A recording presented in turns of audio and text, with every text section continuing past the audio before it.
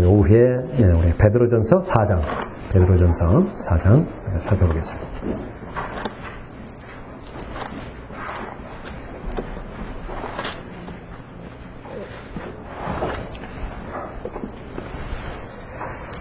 자, 7절부터 11절까지 받들겠습니다.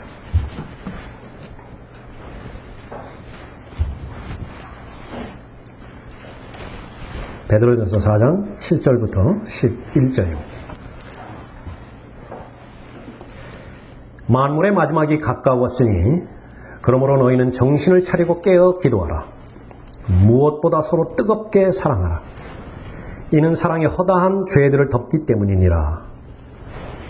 불평하지 말고 서로 대접하며 각 사람이 받은 은사대로 하나님의 다양한 은혜를 맡은 선한 청지기같이 서로 섬기라. 만일 누가 말하려거든 하나님의 말씀처럼 말하고 또 누가 섬기려거든 하나님께서 공급하시는 능력으로 하는 것처럼 하라. 이는 모든 일에 예수 그리스도로 말미암아 하나님께서 영광을 받으시게 하려 함이니 그분께 찬양과 권세가 영원 무궁토록 있느니라. 아멘. 기도하겠습니다.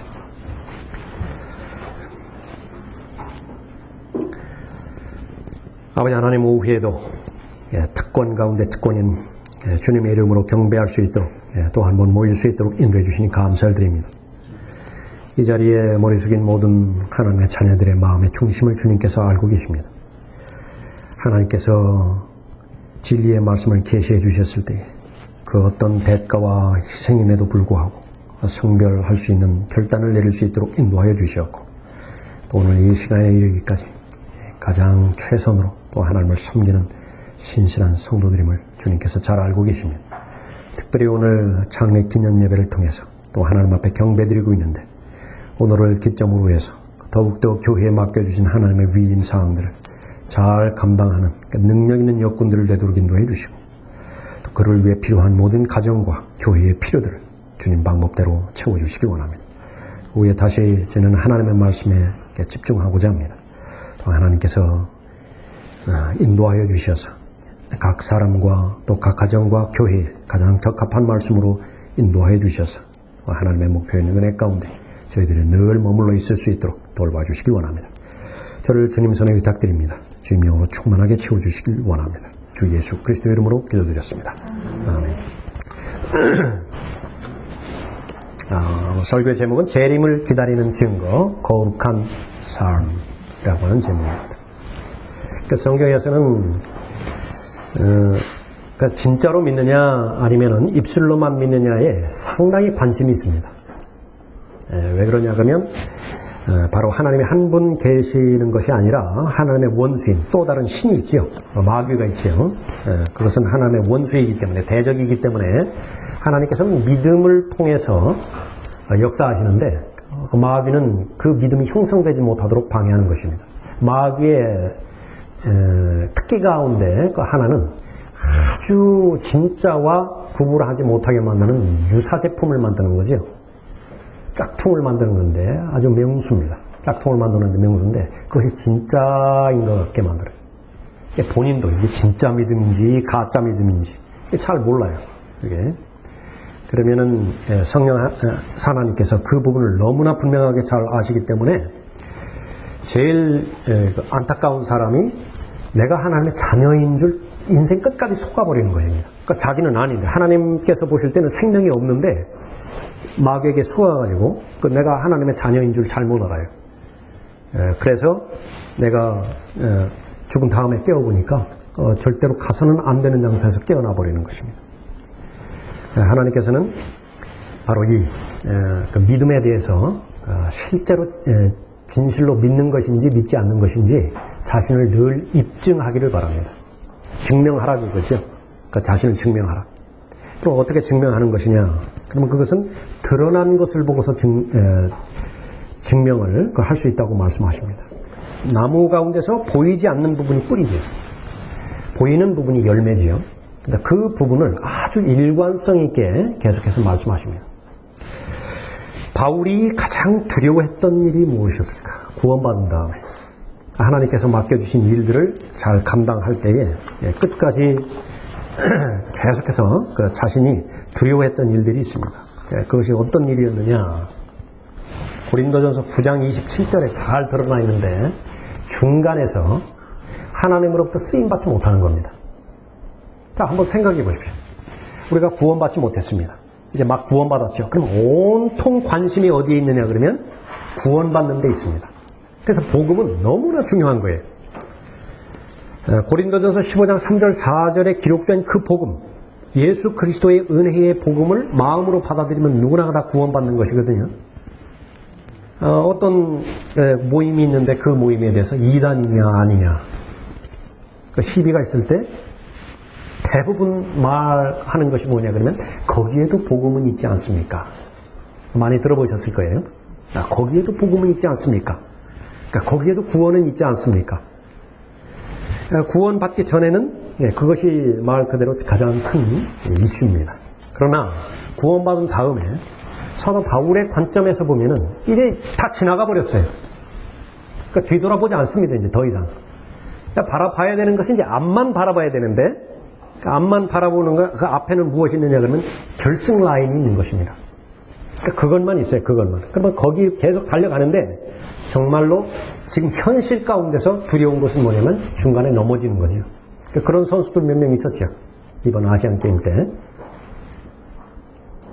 이게 무슨 그 심판에 의해서 결격 사유가 발견되는 것입니다. 그러지 않기 위해서는 매일매일마다 자기 자신을 점검해 봐야 되는데 뒤 돌아봐야 되는데 그런 맥락에서 고린도전서 9장에서 말씀하십니다. 내가 내 몸을 억제하여 복종하게 함은 다른 사람들에게 전파한 후에 얼마나 많은 영향력을 끼쳤어요? 오전에도 살펴봤지만 에베소 교회를 포함해서 많은 교회를 설립을 했습니다. 많은 성경 교사들을 배출했고 많은 목사들을 배출했죠. 그 신약 성경의 기초를 이루었죠. 하나님으로부터 계시를 받아가지고. 그런데도 그러한 사도가 지금 그 자신에 대해서 그 살펴보고자 하는 것은 전파한 후에 어떻게 해서든지 내 자신이 버림을 받지 않게 하려는 것이다. 하나님의 말씀을 잘 내 그 진리의 말씀으로 적용한 데는 늘 하나님의 말씀을 뒤집어서 생각해 보는 것도 효과 있는 방법입니다. 그 가운데 하나가 성경의 명령형으로 주어진 것은 다 하기 싫은 것들이에요. 공부하라. 하기 싫어요. 그러니까 명령형으로 주어진 거예요. 기도하라. 이것도 하기 싫어요. 그러니까 명령하는 겁니다. 감사하라. 이것도 하기 싫어요. 자, 구원이라고 하는 것은 어떻습니까? 복음을 마음으로부터 순종하면 구원받게 되죠. 거기에는 어떤 행위도 요구되지 않습니다. 왜 그러냐면 구원받기 전에는 옛사람만 있기 때문에 그래요. 사람이 하나입니다. 하나. 본성이 하나예요. 근데 그 옛사람이라고 하는 본성은 죄로만 이루어졌기 때문에 하나님을 대적하고자 하는 악한 본성으로만 이루어졌기 때문에 행하고자 하는 행위가 더해지면 더해질수록 하나님 보시기에는 더 가증스러운 것입니다. 악인이 쟁기질하는 것과 똑같습니다. 가만히 있는 게 낫지. 그런데 이제 구원을 받았죠. 구원을 받았는데 구원을 받은 다음에는 그리스도 안에 있는 새로운 피조물이 다시 태어나는 거예요. 재창조가 된 것입니다. 그런데 구원받은 그 다음에는 그 새로운 피조물인 새 사람이 얼마만큼 하나님의 말씀에 올바로 반응하고 걸어갈 수 있느냐. 이것이 순종인데 구원받은 이후에는 순종에 의해서만 하나님께서 은혜를 베풀어 주세요. 또 순종하지 않으면 하나님께서 예비해 주시고 준비해 주신 그 은혜가 없습니다. 그러니까 바울의 생애도 마찬가지입니다. 바울이 다마스커스로 가는 도중에 중간에 구원받았죠. 그 구원받았을 때 바울이 행한 것이 무엇이었어요? 아무것도 없죠. 은혜로 구원을 받게 해주셨어요. 그 은혜에 감격스러워서 에베소서 2장 8절 9절을 또 그렇게 기록을 했죠. 절대로 행위가 요구되어지는 것은 아니다. 은혜로 믿음을 통해서만 구원받는 것이다. 예. 그런데 그 이후에는 이제 그 다음 절에는 어떻다고 말씀하셨어요? 이제는 선을 행할 수 있다. 하나님께서 은혜로 구원받게 해주신 것은 바로 하나님께서 선한 일들, 이제 기대하시는 선한 일들이 있는데 그는 그 선한 일들에 잘 철저하게 구비되는 것이 바로 목적이다. 그것이 구원의 목적이고 성경을 주신 그런 그 목적입니다. 자, 그렇게 순종을 하죠. 그러면 그 삶을 바울이 앞에 제시하고 나를 따르는 자가 되라고 그렇게 말씀하는 거죠. 다른 사람들에게 전파한 후에 어떻게 해서든지 내 자신이 버림을 받지 않게 하려는 것이라. 마귀는 어떻게 해서든지 구원받은 하나님의 자녀가 버림받게 그렇게 만들어버리는 것입니다. 그런데 바울은 그것을 철저하게 잘 준비했던 것입니다. 베드로의 생애 가운데서 가장 감격스러웠던 그 순간이 어느 순간이었을까? 베드로의 생애가 쭉 있을 거 아니겠어요? 그것이 요한복음 21장 마지막 장에 잘 나와 있습니다. 이미 사도 바울이 그렇게 우려했던 일들이 베드로에게 그냥 일어나 버린 거예요. 어떻게 일어났습니까? 그러니까 자격이 상실이 돼버렸다. 자격 박탈돼 버렸어요. 제자로서 거의 수제자급이었죠. 베드로와 야고보와 요한 이 세 사람 그 중심되는 그런 사람이었는데 거기서 자격이 박탈돼 버렸어요. 3번 하나님을 부인해버렸기 때문에 그렇죠. 근데 그것을 예수님께서 다시 불러주셔서 한 번의 기회를 더 주셨잖아요. 내가 나를 사랑하느냐? 내가 나를 사랑하느냐? 3번 물으시고 내 어린 양을 먹이라. 내 양들을 먹이라. 그 잃어버렸던 자격이 다시 회복이 되었을 때에 그 베드로는 이제 더 이상 육신적으로 행하지 않겠다고 그렇게 결정을 했겠죠. 실제적으로 그렇게 예수 그리스도의 그 뒤를 잘 따랐던 것입니다. 그러니까 되돌이켜봐서 추정하는데 어렵지 않을 것입니다. 베드로의 생애 가운데서 언제가 가장 감격스럽겠는가? 물론 본인이 구원받을 때도 감격스럽겠지만은 하나님의 말씀에 실족해서 하나님 부인하고 자격이 박탈됐는데 다시 예수 그리스도께서 회복시켜 주셨을 때 얼마나 그 마음이 감사했겠는가라고 하는 거죠. 오늘 그런 그 베드로가 지금 이 본문 말씀을 쓰고 있죠. 베드로 전서입니다. 본인이 기도에 실패를 해본 적이 있어요. 기도에 대해서 많은 교리를 베드로 전서와 베드로 후서를 통해서 기록합니다. 너희들은 나같이 되지 말라. 나를 위해서 한 시간도 깨어있지 못할 것이냐? 근데 베드로 기도에 실패해버렸잖아요. 기도에 대해서 언급하고 있죠. 얼마나 사람이 교만해지기 쉽습니까? 육신을 신뢰하기가 그렇게 쉬워요. 그러니까 절대로 육신을 신뢰하지 말라고 그렇게 또 당부하고 있죠. 자, 오늘 보는 말씀은 재림을 기다리는 성도인데 재림을 기다리는 성도의 열매가 뭐냐? 나는 정말로 재림을 기다리고 있는 사람이냐? 그렇지 않은 사람이냐? 그 열매가 오늘 본문 말씀에 잘 나와 있습니다. 제일 첫 번째 그 본문 말씀은 이제 기도의 자세인데 깨어있는 기도입니다. 나는 재림을 기다리는 사람인가? 그렇다면 내 기도 생활을 보면 깨어있는 기도인가? 7절에 만물의 마지막이 가까웠으니 그러므로 너희는 정신을 차리고 깨어 기도하라.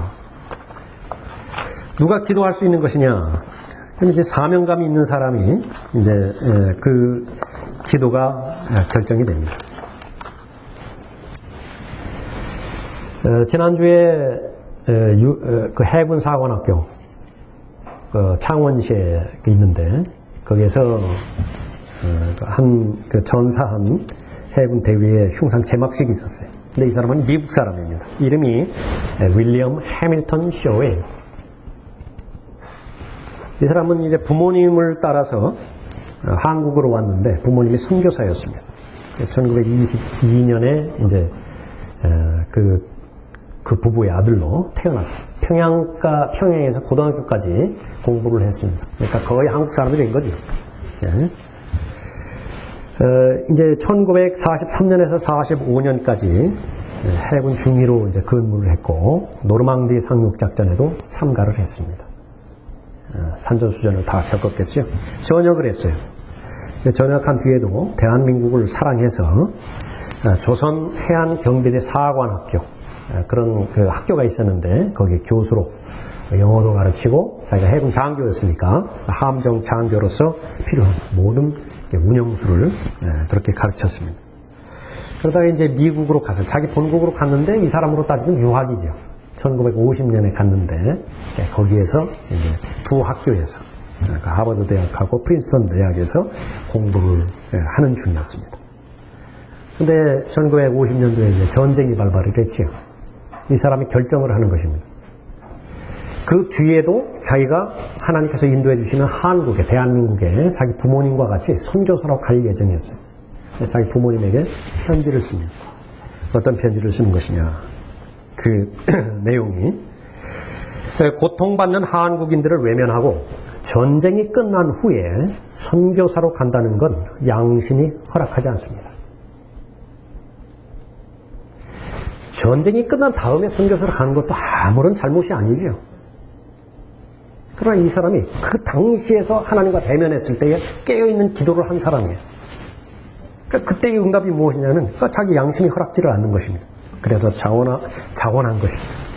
다시 그 전쟁에 그 대위로 그렇게 참전을 해서 전사를 했습니다. 그 전쟁 중에. 그래서 그 은공을 기리기 위해서 바로 그 지난주에 그 해군 사관학교에서 흉상 개막식이 있었습니다. 여기가 그 윤봉길 의사 그 생가라고 하나요? 그게 가깝죠. 제 고향이 예산이어서 또 윤봉길 의사는 또 친인척에 가깝습니다. 많이 알고 있어요. 그 묘지에서 이렇게 묘비 그거 바꿔친 얘기는 잘 아는데 지난 한 달 전에 그 편지가 이렇게 신문에 공개되어 있었어요. 그 부분이 아주 제 가슴을 그렇게 많이 그렇게 감동을 줬습니다. 결단을 하는데 어머니만 보면 흔들리는 거예요. 어머니하고. 뭐 지금까지 하던 일들을 그냥 당장 중지해야 되는 것이 한 아들로서의 그런 심정입니다. 그런데 조국을 생각하면 그럴 수가 없어요. 그 부분들을 계속 마음에서 요동치는 그 감정을 다시 누그러뜨리고 어머니를 위로하고 위로의 편지를 쓰고 그렇게 해서 간다. 그러니까 무엇 때문에 그런 것이냐. 사명감이거든요. 할 일이 있는 것이죠. 자, 이 대한민국의 영웅 제2조국으로 그렇게 생각했던 해밀턴 대위. 할 일이 있었던 것이죠. 자신의 생애 가운데서. 수많은 애국자들 할 일이 있었던 것이죠. 그 부분이었습니다. 또 저기 주 목사님이 좋아하시는 선교단 중에서 짐 엘리엇 맞죠? 좋아하신다고 팬인 것 같아요. 저도 좋아합니다. 주 목사님이 그 책을 소개해 주셔서 저는 2권 다 사봐서 봤어요. 전기도 읽고 그 다음에 그 소설로 된 그 책자도 있습니다. 읽을 때마다 그렇게 그 전기를 그렇게 그 반복해서 읽는데도 감동을 주는 책은 몇 권 안 되는데 그때마다 저에게 감동을 줍니다. 영적으로 좀 침체되었는가 싶으면은 그 침체로부터 우리가 그 벗어나게 해주는 것이 교회사일 뿐만 아니라 교회사 책자이죠. 그런 선교사의 일대기입니다. 20대의 청년들이 미국의 명문 그 대학을 나온 그 사람들 아쉬울 것이 아무것도 없죠. 그런데도 세상 사람들이 생각할 때 무모하다시피 한 그런 결정들을 해버린 거예요. 그러니까 예상이 뒤집어졌으면 상관이 없겠는데 세상이 예상하는 대로 그렇게 다 돼버린 거예요. 가서 무참히 살해가 돼버린 것입니다. 예언적인 말로 그런 말을 한마디 남긴 거예요. 그러니까 영원한 것을 위해서 영원하지 않는 것을 버리는 사람은 바보가 아니라 어리석지 않다. 왜 그러냐면 세상의 평이 얼마나 어리석은 짓을 했는가. 어리석은 짓을 하지 않았다고 그랬죠. 그러니까 무엇 때문에 그랬습니까? 바로 하나님께서 제시해 주시는 목표가 있었기 때문에 그런 거죠. 열매입니다. 증거입니다. 자, 다른 사람들은 어떤 평가를 내린다 하더라도 본인의 관점에서 봤을 때 나는 재림을 기다리는 사람인가? 그 사람의 기도는 깨어있는 기도가 되어야 되겠죠. 예. 자, 모두가 다 이런 해밀턴 중위와 같은 대위와 같은 그런 결정을 내리지는 않습니다. 짐 엘리엇과 같은 그런 결정을 내리지는 않습니다. 여러분 각자의 고유한 믿음의 분량이 있고 고유한 섬김의 장소가 있죠. 그 가운데서 내가 살아있는 양심으로 하나님의 말씀을 대면할 때에 나는 깨어있는 기도를 하는 것인가. 그렇다고 한다면 바로 만물의 마지막이 가까웠으니라고 하는 하나님의 말씀은 여러분의 말씀이 그런 것입니다. 사람들이 믿건 믿지 않건 간에 하나님의 말씀은 바로 시간이 많이 지났다고 거듭 말씀을 하세요. 로마서 13장에서도 말씀하십니다. 밤이 많이 지났다. 낮이 가까웠느니라. 그러므로 어둠의 행위를 벗어버리고 빛의 갑옷을 입자. 꾸준히 기도하고 감사함으로 기도에 깨어있으라. 깨어있는 기도는 보통 기도하고 어떻게 다른가요? 기도에 깨어있으라. 그것은 잠자기 전에 하는 기도하고 다른 기도를 말하는 것인가요? 또 하나님의 말씀을 보았더니 재림과 관련되어서 성도라고 하면 마땅히 기도해야 되는 기도의 제목들이 있다라고 하는 것입니다. 오후 시간에는 오늘 성경 공부 시간 생략했으니까 오후에는 좀 한 두 구절 정도 찾아보자. 우리 에베소서 1장 한번 보겠습니다.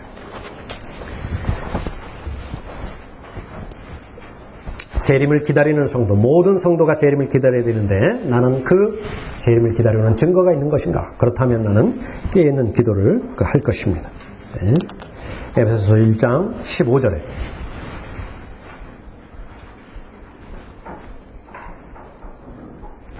이 때문에 나 역시 주 예수를 믿는 너희의 믿음과 모든 성도를 향한 사랑을 들었으니 너희로 인하여 감사드리기를 그치지 아니하고 나의 기도에 너희를 말하노라. 자, 기도를 어떤 기도를 하면은 하나님께서 응답하시는 기도이겠는가? 성경에 나와 있는 기도입니다. 성경에 나와 있는 기도를 그대로 하면 제일 잘하는 기도예요. 실제로 기도에 실패하는 이유 가운데 하나는 뭘 기도해야 될지 몰라요. 기도마저도 공부해야 됩니다. 무엇을 기도해야 될 것인가? 사도 바울은 무엇을 기도하기를 원했습니까? 본문 말씀해 보니까 기도하기를 그랬죠. 17절에 우리 주 예수 그리스도의 하나님 영광의 아버지께서 자기를 아는 지식 안에서 지혜와 계시의 영을 주셔서 너희에게 주시어 너희의 지성의 눈을 밝히셔서 너희로 하여금 그의 부르심의 소망이 무엇이며 성도들 안에 있는 그의 유업의 영광의 풍성함이 무엇인지 또 그의 강력한 능력의 역사하심을 따라 믿는 우리에게 향하신 그의 능력의 지극히 위대하심이 어떤 것인가를 너희로 알게 하시기를 원하노라. 어떤 사람은 복음을 한번 처음 들었는데 너무 감격해요. 너무 쉽게 예수 그리스도를 영접합니다. 그런가 하면 어떤 사람은 20년 걸려요. 30년 걸려요. 무엇 때문에 그렇습니까? 그것은 사람을 주관하고 있는 영들의 싸움에 달려있는 영역이 있어요. 분명하게 있어요. 그래서 고린도후서 4장 4절에 보면 아주 어렵게 예수 그리스도를 믿을 사람이 도처에 깔려있다. 이 세상의 신인 마귀가 믿지 않는 자들의 마음을 어둡게 깔아버린다. 막아버리는 거예요. 예. 그러니까 여러분들 가운데서도 마찬가지입니다. 다른 사람은 저렇게 진리에 대해서 열정을 갖고 있고 관심을 가지고 있는데 나는 듣기는 듣는데 그게 무슨 말인지 내 이해는 간다고. 모르는 바가 아니에요. 그런데도 그 마음이 그렇게 끌리지를 않는다. 오늘 본 말씀에 의지해서 진지하게 여러분이 개인적으로 하나님 앞에 나가서 한번 협상해 보는 것입니다. 하나님 앞에 따져보는 거예요. 시인된 요한이 하나님 앞에 따졌듯이요. 당신이 그분입니까? 아니면 또 다른 분을 기다려야 됩니까? 시인된 요한이 굉장한 회의가 온 거예요. 하나님인 줄 알았는데, 메시아인 줄 알았는데 아닌 것 같거든요. 그러니까 질문을 해본 것입니다. 그런 질문은 너무나 좋아하세요. 왜냐하면 동기가 순수하기 때문에 그렇죠. 알고자 하기 때문에. 실패하는 이유는 무엇이냐 그래요. 내 지성으로 내가 받아들여지지 않다라고 하는 것이기 때문에 내 결정까지 끌고 가지 못하는 것입니다. 그러면 오전에도 살펴봤지만은 복 가운데 복은 어떤 것이냐. 예수 그리스도를 알게 하는 것이 복이라고 말했죠. 그 복은 계속 연결됩니다. 우리 지성의 눈을 밝혀주기를 원한다. 지혜와 계시의 영을 주시기를 원하는데 무엇 때문에? 알기를 원한다고요. 무엇을 알아야 됩니까? 도대체 하나님께서 나를 불러주셨는데 그 부르심의 소망이 얼마나 큰 것인지를 깨닫게 해주시는 거예요. 근데 그것을 기도해야 된다는 것입니다. 장관 자리가 얼마나 귀한 것인지, 국회의원 자리가 얼마나 귀한 것인지. 그러니까 우리는 실상 그거 별거 아닌 것을 생각하잖아요. 어떨 경우에는 이해가 안 가죠. 저렇게 욕을 먹을 걸 왜 저렇게 하지 못해서 안달일까? 근데 그건 우린 질이 낮아서 그래요. 그 사람들은 격이 있을 거 아니겠어요? 그러니까 그 사람들이 보는 가치관이 있을 거 아니겠습니까? 그 자리에 귀한 가치관이 있을 거 아니겠어요? 그러니까 물불 안 가리고 그것을 하는 거예요. 사람들로부터 욕을 얼마나 들어먹든지 말든지 그걸 하고야 말겠다라고 하는 집념이 생기는 것이죠. 그것이 보여주는 그림은 무엇입니까? 분명히 소중한 것이 있다고. 그것은 하나님께서 인정하시는 부르심의 소망이에요. 그런데 이것이 기도를 통해서 성령 하나님께서 내 안에 역사해 주시지 않으면 잘 몰라요. 그런데 이것만 알았다고 하면 이제 걸리는 것이 거의 없습니다. 짐 엘리엇이 그런 사람이었고, 윌리엄 보덴이라고 하는 선교사가 그런 사람이었고, 바로 가우이 바로 그런 그 심정이었죠. 예. 앞으로 영광 가운데 이제 유업을 우리에게 보여주실 텐데, 그 유업의 영광스러운 그 유업이 얼마나 위대한 것인지 그것을 알게 해주십시오. 그것만 알면 매주 성경 공부하셔야 됩니다. 매주 경배 드려야 됩니다. 그리스도인이라면 구령해야 되는 이런 말 안 한다. 그런 말 안 해요. 그러니까 왜 그런 말을 하는 거예요? 잘 도달하지 못했으니까. 그러니까 이제 계속 권면하고 강조하고 도전하고 그렇게 되는 것입니다. 그런데 일단 이제 성도의 깨어있는 기도 가운데서 이 기도를 하면 얼마나 하나님께서 나를 불러주신 것에 대해서 감사하는 것인지 알게 되죠. 한 구절 더 보면 빌립보서 1장 보십시오. 어떠한 기도를 예수 그리스도의 재림과 더불어서 행하였는가, 그런 그 기도에 깨어있는 기도를 할 수 있었어야 되죠.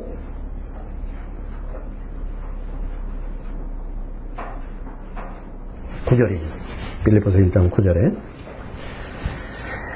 빌립보서 1장 9절부터 언급하는 것은 영적 분별력을 주셔서 거룩한 삶이 유지되도록, 오늘만 거룩한 삶이 아니라 내일도 유지되고 모레도 유지되고 주님께서 오실 그때까지 유지되도록 기도하시는 것입니다. 9절에 내가 이것을 기도하노니 너희의 사랑이 지식과 모든 판단에 있어서 더욱더 풍성하게 되어 너희가 가장 좋은 것들을 분별하며 또 그리스도의 날까지 순수하고 흠없게 되기를 바라며 예수 그리스도를 통하여 얻는 의의 열매들로 가득 차서, 증거입니다.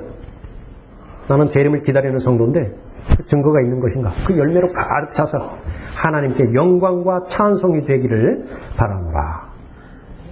얼마나 많이 판단해야 될 것이 있습니까? 얼마나 많이 선택하고 결정해야 될 것이 있어요. 그런데 가장 좋은 것들을 분별할 수 있는 분별력은 하나님 말씀이 진리라고 한다면 기도를 통해서 오는 거예요. 깨어있는 기도이고 살아있는 기도입니다. 예. 바로 하나님 앞에 경배드리는 것이 얼마나 위대하고 또 하나님께서 베풀어 주신 특권 가운데 특권인 것인가. 여러분이 기도의 생활을 계속 해오셨다고 한다면 갈등을 초래하지 않습니다. 어떤 것과 비교의 대상이 되지 않기 때문에 그렇죠. 매일매일마다 하나님과 은혜 가운데서 하나님께서 베풀어 주시는 시간과 장소 가운데서 그 말씀으로 그분과 교제한다. 그것이 얼마나 위대하고 얼마나 좋은 것인지 여러분이 지속적으로 기도해 보셨다고 한다면 바로 가장 좋은 것들을 분별하는 것, 그것이 가장 좋은 것들인 것을 시인하는 데 어렵지 않습니다. 근데 그것이 이루어지지 않으면 계속해서 어린아이의 상태에서 벗어나지 못함으로 인해서 해야만 하는 그런 당위성, 의무감, 그 가운데 사는 것이다. 그래서 그것이 계속 되면은 어떻게 됩니까? 해치워버리는 거예요. 기도 해치워버렸어요. 성경 읽는 거 그것도 해치워버린다. 예? 의무감이니까 안 할 수는 없고 한다. 그러나 하나님 안에서의 진정한 그리스도인의 기쁨의 능력은 즐거움이라고 그랬죠. 누리는 것입니다.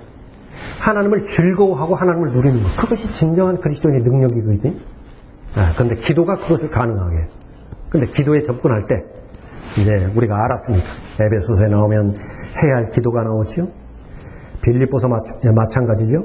시간이 없으니까 다 건너뛰지 못하면 바울 서신에는 빠짐없이 해야 될 기도가 다 나옵니다. 데살로니가 전서까지 포함해서. 그럼 그 기도를 여러분이 메모를 한다든지 요약을 한다든지 해서 여러분이 그대로만 하세요. 그냥 그 말 그대로 하면 여러분은 깨어있는 기도를 하시는 거예요.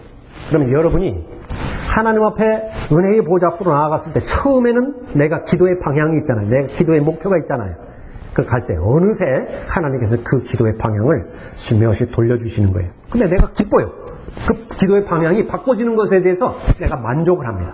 그 기도를 마치죠. 너무나 뿌듯합니다. 너무나 확신이 있어요. 왜 그러냐면 내가 알아요. 하나님의 말씀에 기록된 것을 그대로 전달해 드렸기 때문에 하나님께서 이 기도만큼은 반드시 들어주신다는 것을 압니다. 목자는 성도들을 위해서 기도하는 사람이죠. 양들을 꼴을 공급해 주는 사람이면서 동시에 기도하는 사람이에요. 근데 기도하기 쉬운 성도들이 있습니다. 기도하기 쉬운 가정들이 있어요. 어떤 가정이냐? 저 자매님은, 저 형제님은 구령하는 형제예요. 구령하는 자매예요. 그 가정은 그렇게 애써서 경배에 참여하고자 하는 그런 가정이에요. 근데 돈이 없으면 어떻게 돼요? 가서 일해야 되잖아요. 믿음의 분량은 있고 억지로 나올 수는 없잖아요. 그것을 해결해야 되잖아요. 삶의 필요를 주셔야 되잖아요. 아프면 안 되지 않습니까? 그런데 그렇게 하나님 말씀을 공부하고 하나님 말씀을 듣기를 원하는 지체예요. 그것이 확인이 되죠. 기도하기 너무나 쉬워요. 왜 그렇습니까? 하나님 앞에 가가지고 따질 것이 있어요. 저 형제님은 불행하는 형제님입니다. 불행하는 자매님입니다. 경배를 저렇게 사모하는 자매님 아닙니까? 지체 아닙니까?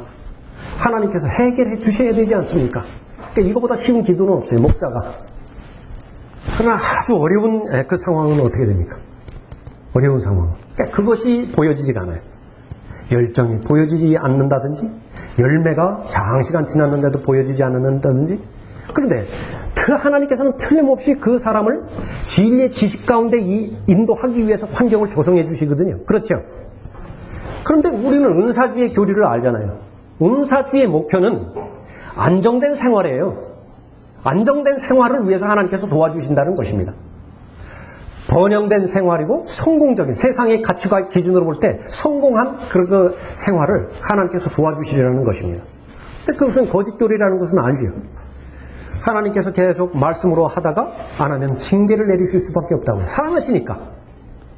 징계로서 그 사람에게 결핍을, 부족한 부분을 보여주셨는데 그 하나님의 목표를 우리가 제껴버리고 무조건 그 결핍만 보충해 주시라고, 채워주시라고.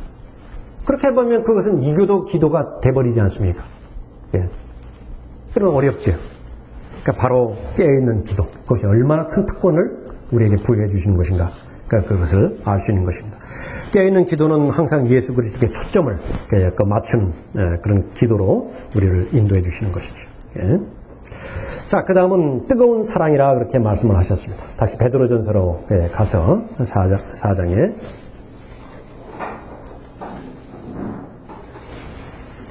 8절에 무엇보다 서로 뜨겁게 사랑하라. 이는 사랑의 허다한 죄들을 덮기 때문이니라. 불평하지 말고 서로 대접하며 그렇게 말씀해 주셨죠.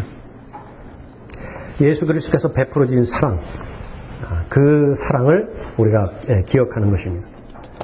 베드로전서 그 같은 장 그 3절에 보니까 우리가 꼭 기억해야 될 것이 있다고 말하는데, 우리가 음란과 정욕과 술 취함과 방탕과 연락과 혐오스러운 우상 숭배를 향하여 이방인들의 뜻을 행한 것은 지난날의 생활로 충분하도다. 나는 예수 그리스도를 믿기 전에 그 짓을 더 했었어야 되는데 그런 것이 있습니까? 나는 진리의 지식에 이르기 전에 그 죄를 더 맛보았어야 되는데 그런 것이 있나요? 진정으로 거듭났다고 한다면, 진정으로 진리의 지식 가운데 이르렀다고 한다면 아주 수치스럽습니다. 지난날의 일로도 그것은 너무나 충분하다. 자, 뜨거운 사랑을 하기 위해서는 바로 내가 지금의 나 된 것은 하나님의 은혜 가운데서 되었다는 사실을 내가 잊지 않는 것입니다. 제일 중요한 것은 관점의 차이인데 안목입니다. 하나님의 안목에서 바라보는 거예요. 멀리 바라볼 때에 망원경이 없다고 한다면 볼 수가 없겠죠. 현내경이 없다고 한다면 맨 눈으로서는 보는데 한계가 있습니다. 반드시 안목이 있어야 되는데 성경을 우리가 이해하고 깨닫기 위해서는 하나님의 안목이 있어야 됩니다. 그 하나님의 안목을 갖기 위해서는 마음이 하나님으로 가득 채워 있어야 되죠. 그래서 마음을 다해서 하나님 사랑하라고 말씀하신 거예요. 그 무엇보다도 힘과 뜻과 지성을 다해서 하나님을 사랑하라. 근데 그 진정으로 있어야 되는 그 부분이 다 없어져 버리고 형식만 남아있는 것을 종교라고 말하는 거죠. 그 가운데서는 예수 그리스도의 재림을 기다릴 수 있는 방법이 없는 것입니다. 그러니까 뜨거운 사랑이 발견이 돼야 되죠. 예. 실제로는 이 그리스도의 재림을 기다리는 데 있어서는 여러분의 가정과 또 여러분의 교회 생활이 가장 중요한 역할을 하게 됩니다. 관계. 선한 성경 침례교회다 그러면 선한 성경 침례교회에 실제적으로 영과 그 영으로 계신 살아계신 하나님과의 교제를 결정하게 하는 것은 여러분과 목자와의 관계입니다. 여러분과 목사님과의 관계예요. 거리가 있다. 이 인간적인 거리를 말하는 것이 아닙니다. 하나님의 말씀을 배우고자 하고 또 하나님의 뜻을 내가 알고자 하고 하기 위해서는 반드시 도움을 받아야 되는데 그래서 감독이 필요하고 코치가 필요한 거죠. 그래서 조교가 필요한 것입니다. 반드시 알아야 되는데 그 열정이 내가 없다고 한다면 변화되기 전에 베드로처럼 멀찍이 따라갈 수밖에 없습니다. 예. 성령의 열매를 맺는 것이 바로 구원받은 이후에 하나님의 자녀들에게 주시는 제일 다급한 급한 그런 그 명령입니다. 성령의 열매를 맺으라고 말해요. 가지로 붙여지기 전이라고 한다면 가지로 붙여지는 것이 급선무지요. 그러나 일단 포도나무에 가지가 붙여졌다고 한다면 그 다음에는 열매를 맺는 것보다 더 중요한 일은 없습니다. 그런데 그 열매는 모두가 다 옆에 다른 사람이 있어야 맺어지는 열매예요. 갈라디아서 5장에 언급된 그 열매는 나 혼자만 있다고 한번 생각해 보십시오. 내가 싫어하는 사람이 옆에 없는데 어떻게 오래 참음의 그 성품을 내가 배울 수 있습니까? 내가 좀 하기 좋은 것만 있어요. 아침에 일어나서 저녁에 잠들 때까지 내가 하고 싶은 것만 있어요. 뭐 어떻게 절제를 배울 수 있습니까? 절제. 음식에 대해서도 절제해야 되고, 먹고 싶어도 먹지 말라는 얘기 아니겠어요? 그러니까 시간도 절제해야 되고 그렇게 되는. 하나님께서는 그런 그 관계 가운데서 목자와 양과의 관계, 성경이 아주 구체적으로 기록해 놓으셨고 성도와 성도와의 관계 아주 구체적으로 기록해 놓으셨습니다. 여러분이 저 교회에서 교회 생활하는 데 있어서 목자와의 관계에 실패하고 나서 정상적인 영적인 생활을 할 수 있는 것이냐? 그런 것은 없어요. 그런데 자꾸 개인화되다 보니까 이 세상 자체가 혼자서도 얼마든지 할 수 있다고 맹신 아닌 맹신을 그렇게 하게 되는 것입니다. 성도와의 관계도 마찬가지입니다. 분명히 하나님께서는 목적이 있어서 그 섭리 가운데 지체들을 붙여주셨어요. 그래서 어렵지 않기 위해서는 성숙해야 되는데 그 성숙하면은 이제 하나님의 관점에서 사람들을 바라볼 수 있기 때문에 너무나 좋은 것입니다. 여러분은 경배자지요. 아마 이제 한 가지만 우리가 말씀드리고 넘어가면 여러분이 왕이라고 한번 생각해 보십시오. 경배를 마땅히 드려야 되죠. 어떻게 해야 됩니까? 그러니까 목사가 없는데 어떻게 경배를 드려요? 그러니까 신하들한테 명령을 할 거예요. 어디 가서 목사 하나 구해오라고. 궁정 목사가 있습니다. 나 혼자 찬송하나요? 혼자 설교 듣나요? 그러니까 회중들이 있어야 될 거 아니겠어요? 그러니까 다 멈추고서 다 여기 와가지고 참여하라. 주체는 나예요. 내가 하나님 앞에 경배 드리기 위해서 목사가 돕는 일입니다. 다른 사람들이 옆에서 돕는 거죠. 그러니까 여러분들은 모두가 다 그 중심에 있는 거예요. 목사는 마찬가지입니다. 성도가 없는데 어떻게 설교를 해요? 그러니까 목사의 관점에서는 하나님의 말씀을 들으러 오는 것만으로도 하나님 앞에 감사하다. 성도는 성도 관점에서 마땅히 생각해야 될 영역들이 있어요. 그것이 관점입니다. 그런 상황이 계속 지속되는 가운데 서로가 서로를 상처를 주는 것은 피할 수 없어요. 그 사람들은 상처받는 것을 싫어하지. 아들로부터 상처를 받지 않는데 아들을 진정으로 사랑할 수 있는 것이냐? 그런 것은 없습니다. 아버지로부터도 상처받을 수 있고 아내와 남편으로부터도 상처받을 수 있어요. 그런데 그 상처로 끝내버리는 관계가 있고 그것을 극복하는 관계가 있습니다. 아무리 큰 상처를 받았다 하더라도 본문으로 말씀으로 들어가서 예수 그리스도께서 나를 어떻게 사랑하셨는가? 예수 그리스도께서 저 형제와 저 자매를 볼 때 어떠한 사랑으로 사랑하셨는가? 그것을 빨리 배워야 되는 거지. 그걸 아는 것이죠. 무엇보다도 소중한 것은 하나님께서 섭리 가운데 인도해 주신 이 관계를 내가 지켜내는 것입니다. 그러면 그 사람은 현실적으로 예수 그리스도의 다시 오심을 잘 기다리는 사람입니다. 영향력 있는 교회는 반드시 돼야 됩니다. 처음에 이 교회를 방문했을 때 이 교회는 너무나 영적으로 풍성하고 내가 이 교회에 참여해서 지역교회 회원으로 참여해서 주님을 섬겨보고 싶겠다라고 하는 그 느낌이 이제 와 닿아야 돼요. 그것이 영향력 있는 교회죠. 또 이 교회가 하는 일들을 보았더니 그것이 하나부터 열까지 모두가 다 성경에 기초해서 하는 것이기 때문에 하나님께서 인정하시고 하나님으로부터 칭찬받는 교회이다. 영향력 있는 그 교회가 되는 거죠. 예. 그런데 이미 첫사랑이 식어버린 에베소 교회처럼 말이죠. 뭔가가 틀린 것은 아닌데 그냥 싸늘한 공기가 맴돌고 있고 무슨 뜨거움도 없는 것 같고 그렇게 되어버린다고 한다면 그것은 너무나 아쉽다. 자, 나는 예수 그리스도의 재림을 기다리고 있는 사람인가? 그 증거를 하나님께서 보여주시길 원하는데 그것은 바로 두 번째로 뜨거운 사랑이 발견되어지는 교회인가? 불평하지 말고 대접하라고 그렇게 말씀하셨죠. 그래서 우리는 대접받으러 오는 것이 아니다. 그거 모르는 사람 아무도 없습니다. 대접하기 위해서 오는 것이지요. 자, 마지막으로 선한 청지기의 삶을 사는 삶을 증거로 보여주셨어요. 10절에 보십시오. 각 사람이 받은 은사대로 하나님의 다양한 은혜를 맡은 선한 청지기 같이 서로 섬기라. 만일 누가 말하려거든 하나님의 말씀처럼 말하고 또 누가 섬기려거든 하나님께서 공급하시는 능력으로 하는 것처럼 하라. 이는 모든 일에 예수 그리스도로 말미암아 하나님께서 영광을 받으시게 하려 함이니 그분께 찬양과 권세가 영원 무궁토록 있느니라. 아멘. 로마서 12장에서도 말씀하셨고 또 마태복음 25장에서도 말씀하신 능력에 따라서 하나님의 은사에 따라서 은혜에 따라서 은사들을 다 주셨습니다. 하나님께서는 일하는 것에 대해서 관심이 있는데 제일 처음에는 작은 일을 주신다 말씀하셨어요. 근데 그냥 작은 일이 아니라 지극히 작은 일이라고 말씀하십니다. 지극히 작은 일에 신실한 사람은 큰 일에도 신실하다. 반대로 지극히 작은 일에 부정한 사람은 큰 일에도 부정하다. 이것이 하나님의 원칙입니다. 원리예요. 이 부분에 대해서 지역교회는 하나님께서 은혜를 따라서 주신 은사를 발견을 하고 개발을 하고 또 그 은사를 통해서 지역교회가 더 영향력 있는 교회로 잘 섬겨나갈 수 있도록 인도해야 되는 것이죠. 그래서 예언의 은사도 주셨고 섬기는 은사도 주셨고 가르치는 은사도 주셨고 또 권면하는 은사, 지도하는 은사, 또 자비 베푸는 은사 다 주셨습니다.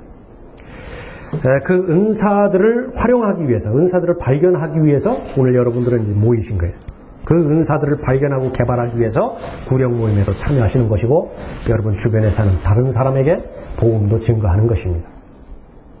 하나님께서 맡겨주셨어요. 필요한 사람에게 나눠주기 위해서 그 중간 매개체로 우리들을 삼아주신 것입니다. 이 천안과 충청남도 지역을 수많은 사람들이 하나님의 은혜가 필요로 하는데 그 은혜를 전달하는 그 매개체로 이 천안교회를 하나님께서 먼저 세워주신 것이지요. 그 일들을 내가 알고 그 일에 전념하고 그 일에 기도하고 있다고 한다면 그러니까 여러분은 예수 그리스도의 재림을 기다리고 있는 증거를 여러분 스스로가 가지고 계시는 것입니다. 교회는 교회다워야 되죠. 교회는 교회다워져야 됩니다. 그래야 가장 아름다운 교회입니다. 어떤 교회냐? 재림을 기다리는 교회입니다.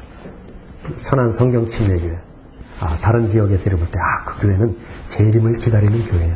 다른 말로 하면 그 교회야말로 교회다워. 그 말이라. 그 말은 그 말보다 더 아름다운 감정은 없는 것이죠. 그렇다고 한다면 성도들의 삶이 복되지 않을 수가 없습니다. 성도들의 삶이 복이 되는 것이지 하나님에 대한 감사가 잊혀지지 않는 것입니다. 자, 우리는 10년 전부터 계속 하나님을 섬겨왔습니다. 교회가 창립된 이후로 얼마나 많이 이제 여러분들이 섬겨왔어요. 2년 동안, 3년 동안, 목사님 경우에는 10년 넘게 섬겨오셨다고. 목사님이 그 부분 다 기억할까요? 대부분 다 잊어버리셨을 거라고요. 그러나 히브리서 6장에 보면 하나님께서는 절대로 잊어버리지 않습니다. 예수 그리스도의 재림에 초점을 맞추고 지역 교회에 맡겨주신 그 위임상을 신실하게, 그것이 가장 작은 일이든 상관없이 깨어 기도하는 가운데서 그 마음 가운데 그 하나님 앞에 드려졌던 것은 절대로 잊어버리지 않으신다.